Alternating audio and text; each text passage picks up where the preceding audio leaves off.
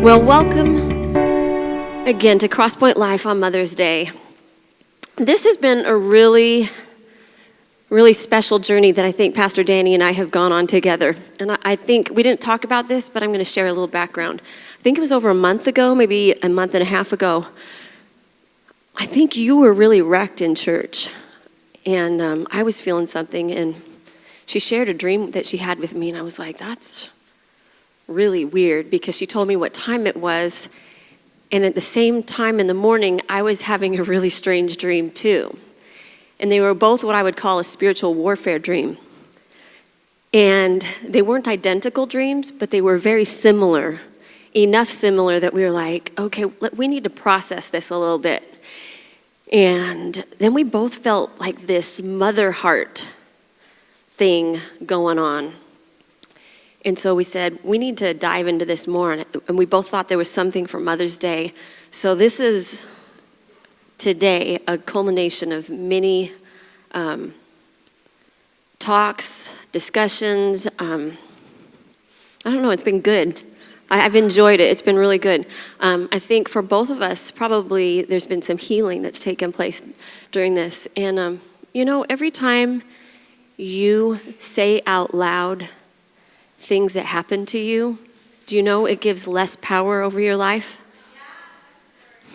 It does. It takes away any power that thing had over you from the past. So let's get into this. Am I right here? Okay, we are going to start out with something a little bit fun. This is kind of like, would you rather? So all of you have been given these when you walked in the door. And I'm going to have Pastor Dani explain this real fast. You have a microphone. Okay. So if you weren't, raise your hand, and ushers will make sure that you get them. Maybe we can have people jump up and do that real quick for us. So what we're going to do is we're going to read statements. And if you agree more with the first statement, you get to lift up your pink card. And if you agree more with the second statement, you get to lift up your green card, okay? So they are coming quickly with the cards. And so that was the first one is the pink, and the second one is green.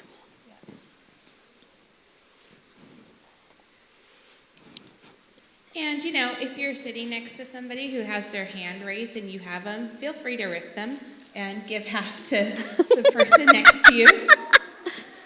And this is when everybody gets to participate in, not just the ladies.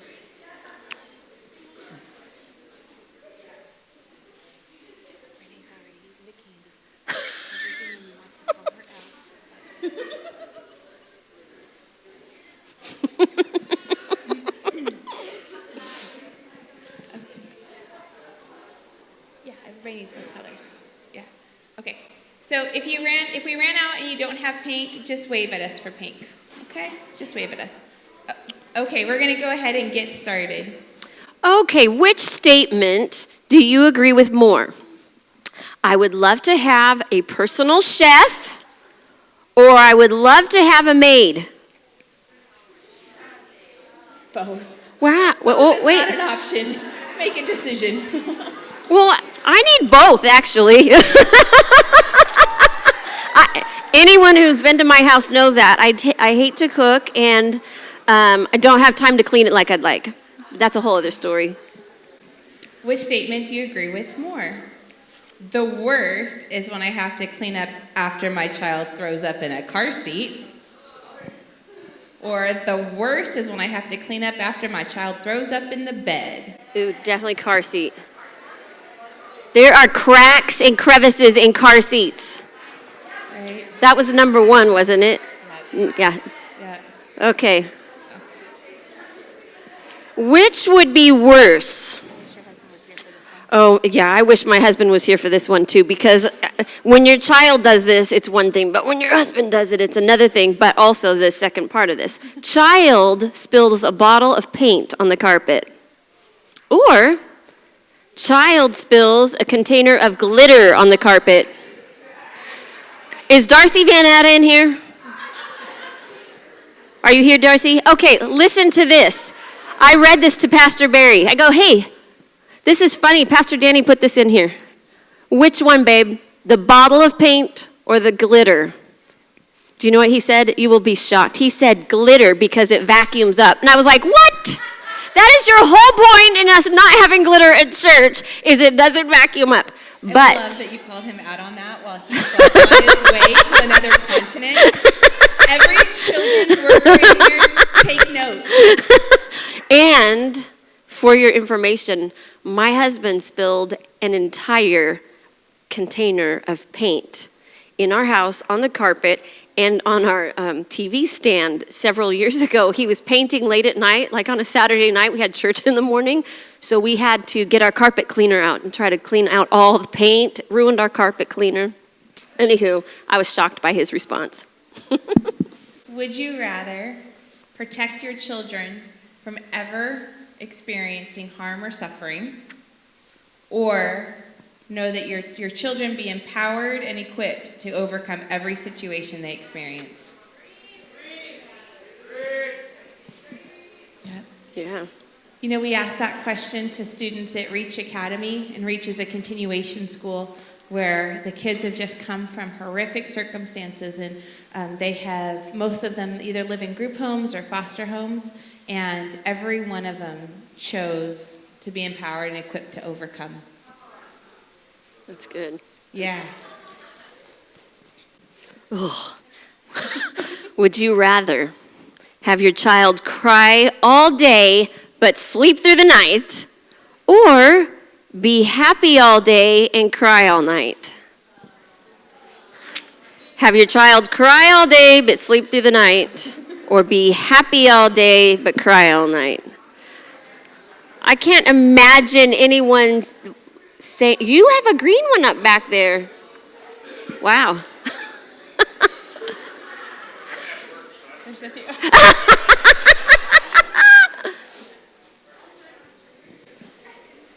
Okay, which statement do you agree with more? My nightmare is my whole family getting lice, or my nightmare is my whole family getting the stomach flu? Ugh.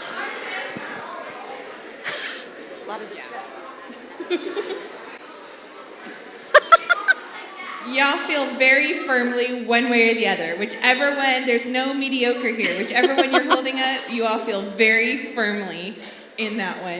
That's interesting that there's more discussion around that than any other so far. Because everybody's traumatized. Yeah. If your family's ever had lice or the stomach flu, I'm really sorry. I feel like I'm leaning over. Okay, which statement do you agree with more? I feel like I have had amazing role models to guide me in life. Or, I feel like there's a lot I have to learn and figure out on my own. There's a lot I've had to figure out on my own. So number one is I've had amazing role models. Number two, I've had to figure out things pretty much by myself. I wonder how many you guys are cheating anyways and holding up both colors. Right? Okay. Which statement do you agree with more? I love celebrating Mother's Day, or Mother's Day is sometimes a pretty hard day to celebrate. I would be both. I would be both. Yeah. Which statement do you agree with more? I am brave or I am bruised?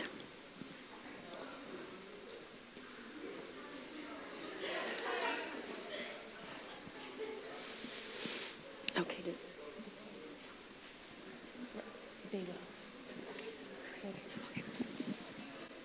We wanted to tell you about a few people in history that, and you decide whether they were brave or whether they were bruised.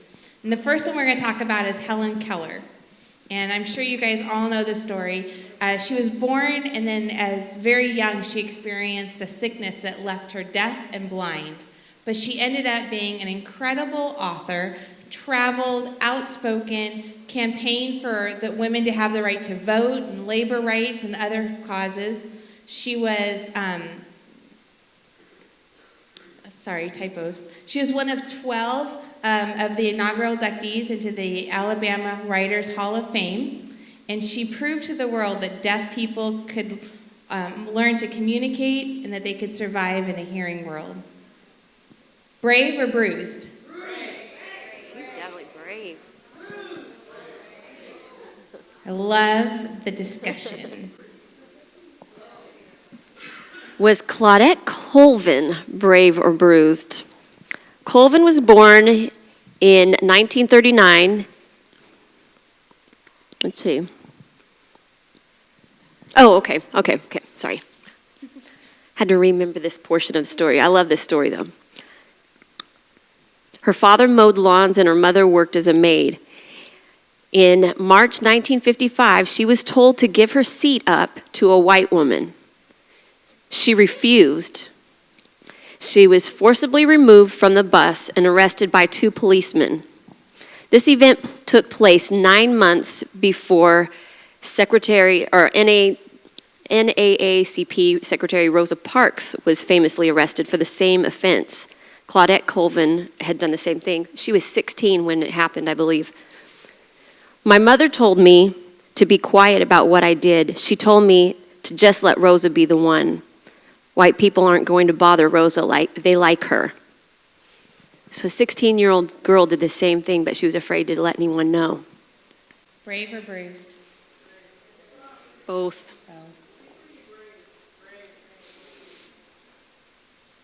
Sybil Blungington.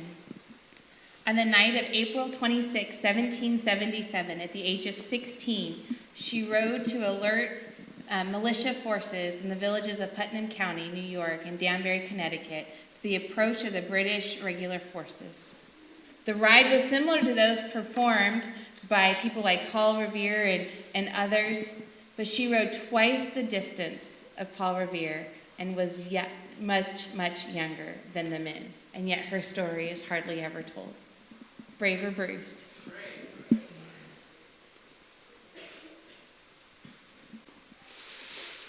Was Queen Esther brave or bruised? Her parents died. She had to risk her own life before going to the king, uninvited, and she saved her people. She was definitely brave. So actually, we think that every brave woman was bruised. Bravery is an optional response to and a result from our bruises. We probably all have been bruised in some way, and it's caused us to be who we are today.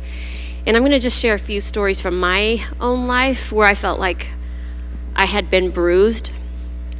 When I was young, I know there were many times I would have nightmares or I'd feel like there was an evil presence, but I always knew, my parents raised me to know that if you say the name of Jesus, demons have to flee. So I remember as a little girl being in my bedroom, I shared a bed with my older sister, and I would be in bed just praying and saying the name of Jesus over and over and over because I knew that demons would have to flee. So I'm going to start with that. Starting with probably when I was in kindergarten, the girl across the street from me, which I've shared this story many times, started bullying me. I didn't recognize it as bullying until I was much older. I probably never called it bullying. But now that there's so much out there on the news and in the media about bullying, I'm like, wow, that was my entire upbringing. I don't remember when we were really little because we lived across the street from each other pretty much since birth. But when we got to school, there were new people, new experiences. She would put me down all the time. If I got a new toy, she had to have the same toy or a better one. If I got a new bike, she got the same bike or the same color bike, but of course hers would be better. If I got new clothes, she got new clothes and they'd be better. She'd make fun of me because of what I wore. She'd make fun of me because I was this, because I was that, just about anything. And my parents didn't encourage the friendship. They saw what was going on and they would try to get me to hang out with other people. And I tried, and I was a little bit shy because I was so insecure. And I would get a new friend, they'd come to my house, and that very week she would have them over at her house, and they'd be out in the front, and she'd be talking about me and laughing at me and mocking me. And this went on until I was in high school. And my sophomore year in high school, her mom was driving me and 2 other girls to school every morning. And she was like, I have a Suburban, we'll just take all the kids. It's not a big deal, we all live near each other. Well, we were all really late one day, and we tried calling and knocking on the door, and no one answered. So we went, we've got to get to school, we're not going to be late. And it was like this fury came. We were all in trouble because we wouldn't wait for them, and we were all going to be late to school. Well, that was a changing point in my life. That day we decided we're not going to wait for her. We are going to walk to school if we need to, or one of our parents will give us a ride. And it changed something in my life. I started becoming friends with a different group of people that we were all kind of going, we were victims here.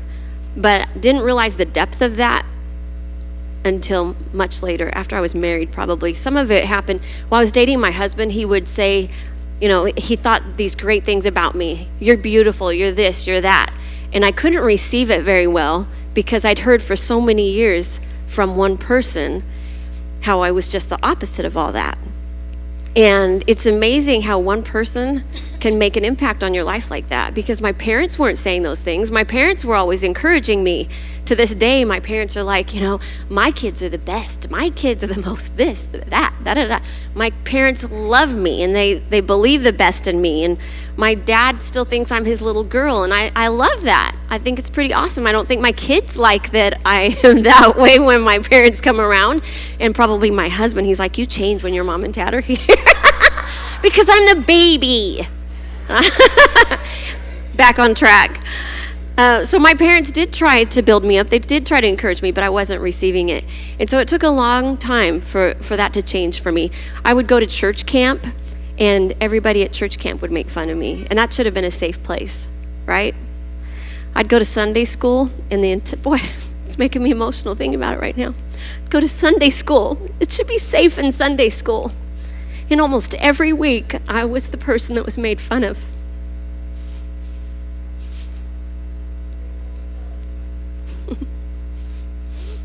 I would tell my mom before church, I don't want to go to Sunday school today. And she goes, you're going. And I'm so thankful that my mom said, you're still going. We're better than that. Because it caused me to become a fighter. Maybe not on the outside to some of you, but on the inside, I was like, I'm going to do this. I can make it. I can go in there. And I knew that each time I went, I'd be made fun of. It just kept happening. So as I got older and people actually liked me, I was surprised. When I was a sophomore in high school, starting to hang out with different people and our youth group changing a little bit, I started developing my own personality. But there was that root that hadn't been healed yet.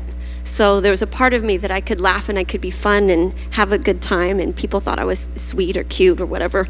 And I became a better person, I think, but still I hurt. And there were many times I was lonely, and I would just pray and I'd say, God, how come I'm so lonely? How come I can't have one really close friend? Why am I so lonely? And even when I was in high school, I felt like the Holy Spirit was saying to me, you have a call on your life, and there's going to be many times when you're lonely. And I'm just preparing you now. And that was true. It's very true. So then my husband and I became youth pastors, and I'm sure I could give you a lot more examples than what I'm going to give you right now, because we all have our junk.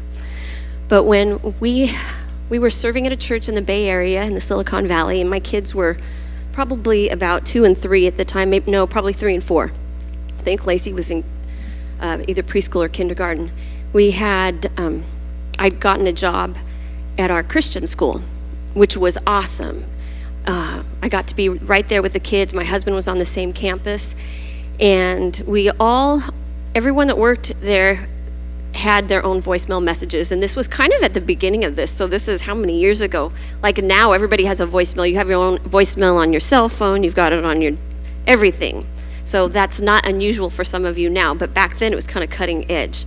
So I pick up my phone one day, and there is this strange message from what I can tell is a teenage boy, and it was lewd. And I went, oh, I'm going going to delete that right now. And I was like, oh, that's just disgusting. And it grossed me out. I mentioned it to my coworker and didn't really think a whole lot of it. I think I mentioned it to my husband. Turned out I got 2 more phone calls just like that, but worse, much worse. And found out 2 other people on the campus had gotten the same kind of phone calls. One of them was much worse. Her 3rd phone call said, I'm going to rape you. So now it became an issue with the authorities. And so this teenage boy that I knew, he was coming to our youth group, ended up they didn't incarcerate him or anything. There wasn't we didn't press charges, but they did report it. He had to go to counseling. And I can't remember how much longer after he started counseling this happened, but the counselor called me up and said, would you be willing to come in to an appointment with this young man and let him know how you felt when you received those messages? Well, being very honest with you, some of the things that he said to me had to do with my marriage with my husband and me in our intimacy. And I had to go into this counseling appointment and tell this young man how I felt when he said these vulgar things to me. I felt very brave when I did that. That was really hard. And I did it, and I even allowed that boy to come back to our youth group. That was a very brave moment for me. Maybe for some of you, that's not a big deal, but it was for me. I had to be very vulnerable. And when people are talking about things that have to do with you, goodness gracious, I want to say this right, but sexually, and it's someone half your age, someone in your youth group, that is a very, very uncomfortable thing. But I did it. And one of the other women did it. The one who he said he was going to rape her husband wouldn't allow her to go and confront him, and she didn't want to. She said, that's just too much. And he was one of her students at the high school. That was a difficult thing for me.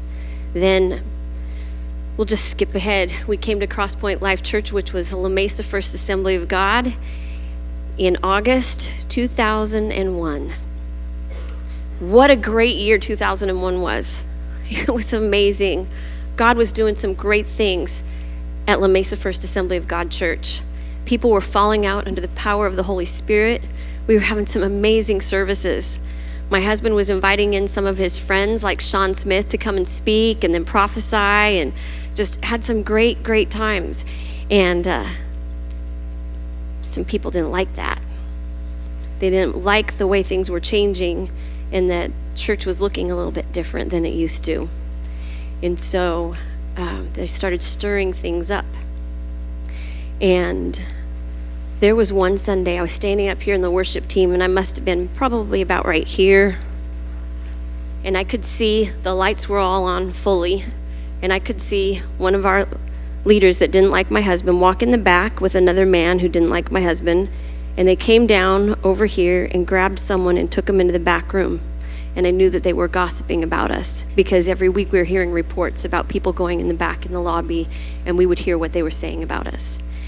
And this particular Sunday, I was just fed up. I was like, they're not going to do this. They're not going to take this church, and they're not going to continue to gossip and destroy what's going on here. So I walked off the platform, and I went in the back, and I started marching back and forth. Really, okay, I wasn't marching, because this is marching. I was in the marching band. I do not know how to march. I was pacing back and forth, and I was praying in the Spirit, and I was going, God, just stop this. In the name of Jesus, I just declare blah, blah, blah, blah, blah. And God, I pray that you'd shut the mouths of those people that are lying, and those people that are manipulating, and those people that are trying to cause strife in this place. And I just kept praying in the Spirit, and I was really brave at that moment. I have never done that before that. That was my first time to do that. I can pray on my knees, I can pray wherever, but that was my first time to just get up from here and go to the back, and I'm like, I'm fighting for this. And it was kind of funny, because it actually got brought up to our section with the Assemblies of God. It got brought up to them that I was doing that. It made people uncomfortable. Is that funny? They were uncomfortable.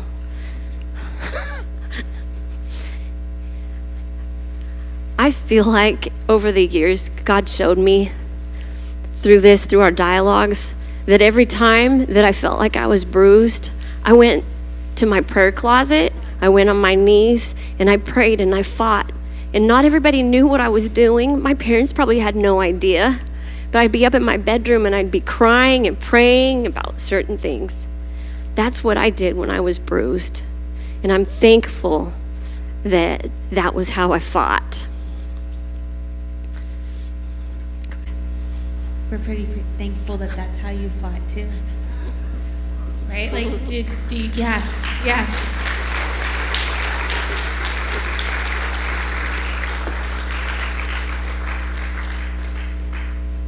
If she hadn't been willing to come to a church that was supposed to be safe but wasn't, this place wouldn't look like what it looks like. We wouldn't all be here. It wouldn't be Crosspoint. We wouldn't have our senior leaders. It wouldn't be what it is now. And to think that, unfortunately for you, that wasn't the first time that church didn't feel safe, but you fought through it when you were young. You fought through it now. I wonder some of the things that our kids are fighting through, how God's going to use that. May I add one last piece to that? I forgot to add this because I feel like this is important. When we went through something a few years ago, and I was bruised, my husband was bruised, I sat in a meeting where someone tried to defame Dani, and I was sitting right next to her, and I remember looking over at her going, I can't believe that they just said that about you. I was in shock. Not only was Pastor Dani treated this way, all of my kids were spoken poorly of. Other leaders in this church were spoken poorly of. And I felt like, again, okay, I'm not going to let this defeat me. I'm going to go and pray. And there were times that I would come to the church and I would pray. And I remember one night specifically, I want to say the night before you had called my husband, and we were laying in bed, and I could hear part of the phone. All I could hear was you crying, Dani. And I said, I'm not going to let this person win this thing. God is in charge here. If he wants us to leave, that's one thing. But God is in charge. This can't keep going on. So the next night, I determined I was going to come down to this church, and I was going to pray. And I called a couple of my personal intercessors, and they came down here, and we just started praying over the church.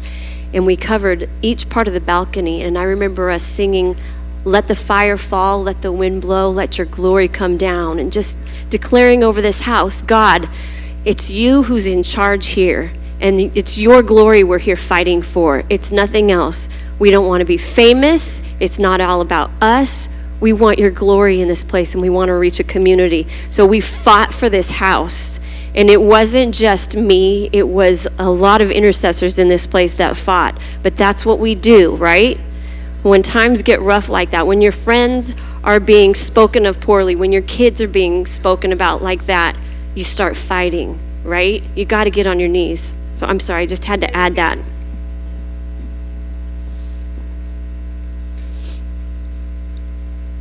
going to try to not trip like I almost did last time.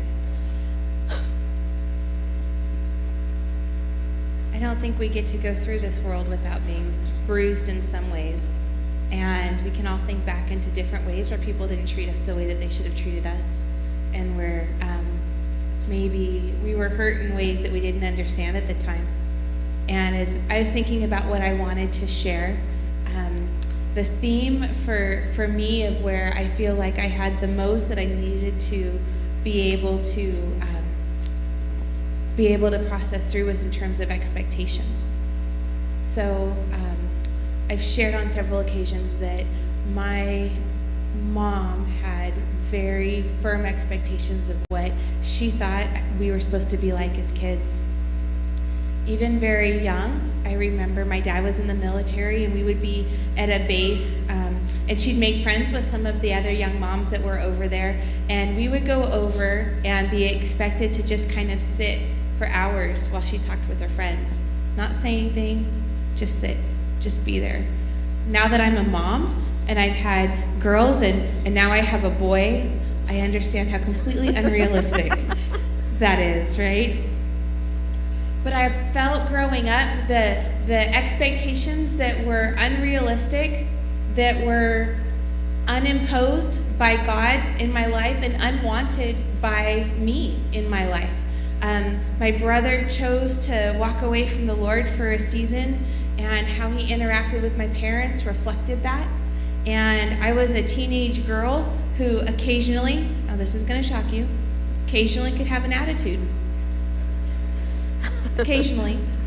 And I remember at times standing up, what I thought was standing up for myself as best I could at the time, and being told that, if I wanted that type of an attitude, she could get it from my brother, that I wasn't the one that was supposed to behave that way. I remember sharing times when I had overcome some temptation that I thought was so good, and being told that I never should have had that temptation in the first place. Just the idea that there were these expectations. My mom was very religious in the ways that aren't good, and very controlling. And things, whether they were personal convictions of mine or not, it didn't matter. There were just things you didn't do because, God didn't want you to, and if you did it, it didn't reflect well on her, which made it challenging. I can remember when the movie The Passion of the Christ came out, and I went to go see it and didn't tell my mom that I was going to go see it, which is reasonable considering I was in my 20s. I was married, I was a mom, I owned a house, I had a doctorate degree. Like, I was a full-fledged adult, and I didn't have to tell my mom if I was going to go see The Passion of the Christ, right? Well, she found out. I don't know how. And she called me, whole state away, 14 hours away, and she called me, and she's like, tell me you didn't go see that movie. And I'm like, I went to go see that movie. I didn't raise you to watch R-rated movies. Okay, so listen.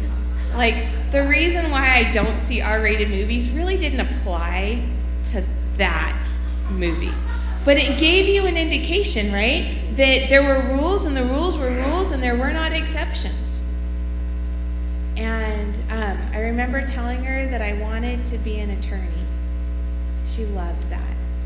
So forever, she would tell her friends that we were going to law school, and we were going to do this, and we were going to do that. And it was all great, because I went to law school. She was proud, graduated past the bar. I was working as an attorney. Then I started to have kids, and I wanted to be home with my kids. I wanted to be the one to pick my kids up from school, and I didn't know how to try some big case if I had a sick baby at home and wanted to be home with my sick baby. And so the decision to go into ministry wasn't something that was at all accepted. Still isn't at all accepted. And so all of the things that God opens doors for, and all the things that I can do in ministry and with City Hope and in our community, just doesn't even begin to hit the radar of what would make my mom proud of me. I don't think that there's a whole lot in my life right now and how we're navigating it that she would be super proud of. And so for me, recognizing that there were expectations put on me, every time I didn't meet those expectations, I felt it. Every time I didn't meet an expectation, and they were there, and so I began to internalize them. I began to put the expectations on myself, right? On what life needed to look like, and what I needed to be able to be, what I wanted to be as a mom, and what a good mom looked like, and what I wanted to be in different areas of my life, and what that looked like. I began to put all of these expectations on me. I had to get to the point where I started to have grace for myself. I had to get to the point where I started to recognize and learn to hear my own voice and God's voice, right? I was told from an early age how I would feel about things, what I would want, what I wouldn't want, what I would like, what I wouldn't like. It was, and it sounds silly, but it was amazing when I discovered that I loved to bake. I like to cook. I don't have much time for it, but I like to. Really love to bake. And that wasn't anything that was going to be approved of in my house growing up. But I love to do it. And when I started learning that that's okay. It's okay for me to love to do something that wasn't expected or that wasn't supported or wasn't encouraged. I don't need to meet anybody else's expectations or my own to be enough. You don't need to meet anybody else's expectations to be enough. I've worked in male-dominated industries my whole life. 18, I had my real estate license and was selling real estate and was good at it. And trying to interact with men that were probably twice my age who thought they knew how to do it and kept telling me how wrong I was until I pointed out in the contract where I was right. I didn't need to meet their expectations. You don't have to meet anybody else's expectations to be enough. The expectations you put on yourself, you don't have to meet them to be enough. One of the nights where Kandee and I met to talk, I walked in and almost immediately she's like, I just feel like I gotta tell you, you're enough. You're enough. You're enough. You're enough. You're enough. When we get expectations, it sets a bar and it sets a standard. And so often we don't meet that, and all we focus on is this, right? All we focus on is what's lacking, which means we didn't focus on what was there, right? We don't focus on the good things. We just focus on what we think is lacking. The times in my life, well, let me back up. I started to really learn to recognize my own voice and to recognize what Holy Spirit sounds like when he's talking to me. And it no longer sounds like my mom's voice. It no longer sounds like anybody else's voice. It is Holy Spirit speaking right to me, and that's all that matters. And yet there's times when I still don't feel like I'm enough. Usually, that's when I'm doing something God hasn't asked me to do. It's hard to feel like you're enough when you're doing something that God hasn't given you the grace for and hasn't asked you to do it. Or I won't feel like I'm enough when I'm trying to do something more than what God's told me to do. Maybe he's told me to take 3 steps in a particular situation, and I'm convinced I'm just going to solve the whole thing. And sometimes when I don't feel like I'm enough, I'm trying to do something that God's called me to, but not for this season. We get words sometimes and we think, oh, that's for right now. Sometimes. And sometimes it's not. There's lots of things I want to do in my life. If I try to do them all in this season, I don't feel like I'm enough. We have to recognize the seasons and what God's breathing on. I was thinking about the story of Mary and Martha. So get your cards back out. How many of you are like Mary? And how many of you are like Martha? You either put them away or nobody's confessing nothing this morning. Mary? Martha? Both? Yeah.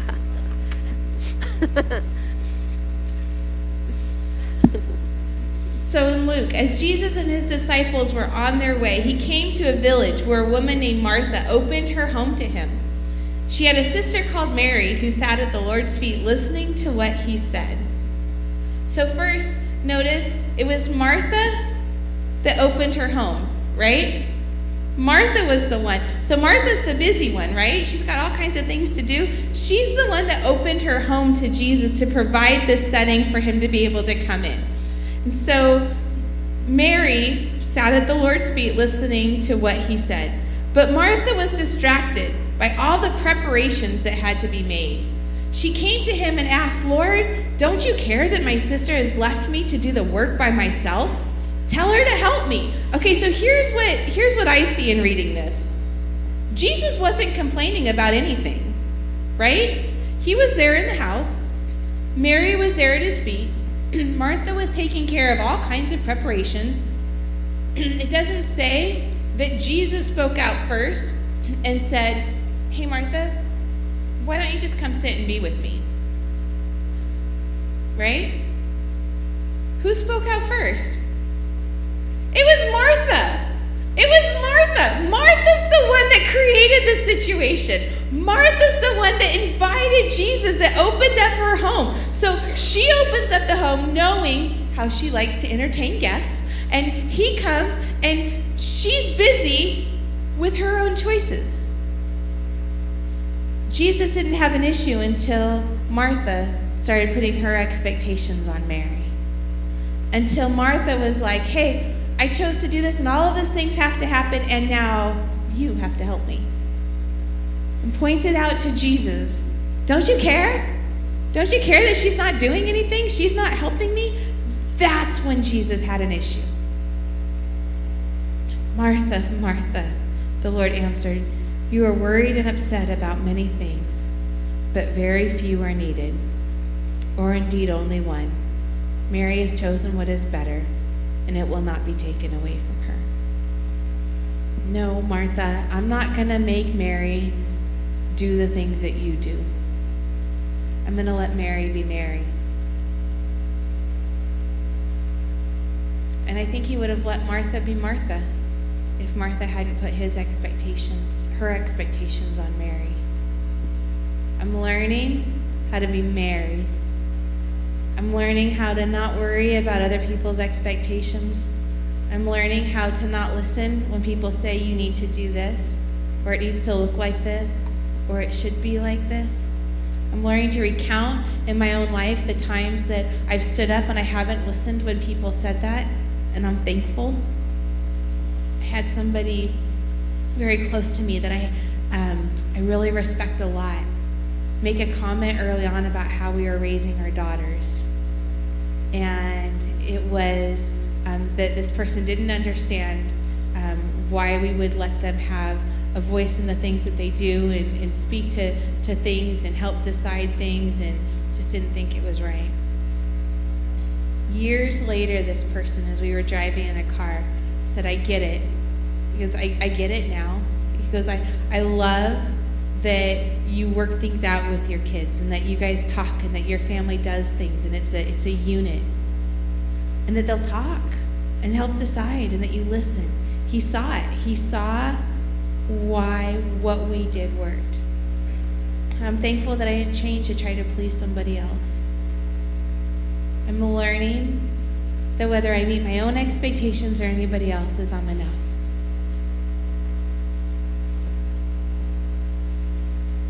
Without going into huge detail, our dreams on the same night, Kandee was in a position where she needed to go and she needed to war.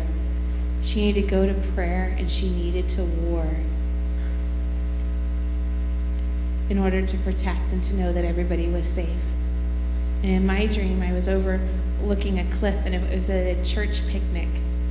We had been down in the water, and we walked up to this cliff, and we were out looking over this cliff, and all of a sudden I noticed on either side that there was fencing, and that this one part right where I was, the fencing was missing. And as I realized, that probably meant that we weren't supposed to be as close to the edge as we were. And so I turned and I looked back, and there were people from the church coming with the missing piece of fence to just put the fence there. And we felt like it was saying that we war in different ways and in different times and in different seasons. But we war. We're warriors. And sometimes we get stopped because we've been bruised. My personal opinion is I think when God puts something on us supernaturally at a young age, it's supernatural, and he can see it, and the evil one can see it too. And the evil one comes and tries to steal it away. That's where we get bruised. But when we say, nuh-uh, we're digging in, and we're doing what we're designed to do, and we're answering that call, that's when we get brave. Because Kandee was brave. Our church looks like what it looks like. because I've been brave. We're doing things, and my family looks like what it looks like, and we're doing things in the community that looks like it. Our bravery affects other people. Listen, I don't want to be the Martha that's bruising all the Marys out there. Did you guys get that? I don't want to be the Martha that's bruising the Marys. We can't put our expectations on other people. Mother's Day is hard for me because I have this picture of what it's supposed to look like between my mom and I, and it doesn't look that way. I now have expectations that I don't feel like she always meets. So I'm now the one looking at what's lacking, instead of being grateful that my mom raised me to know Jesus.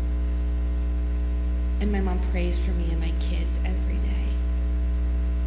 And that I honestly believe if I really needed something, she'd come help me. Do you see how there's a lot to be thankful for when we get rid of the expectations? If I'm going to give myself grace, I give her grace. We give ourselves grace and we give others grace. We may be bruised, but we're brave. Women, we get bruised in lots of different ways. But that just adds to our bravery.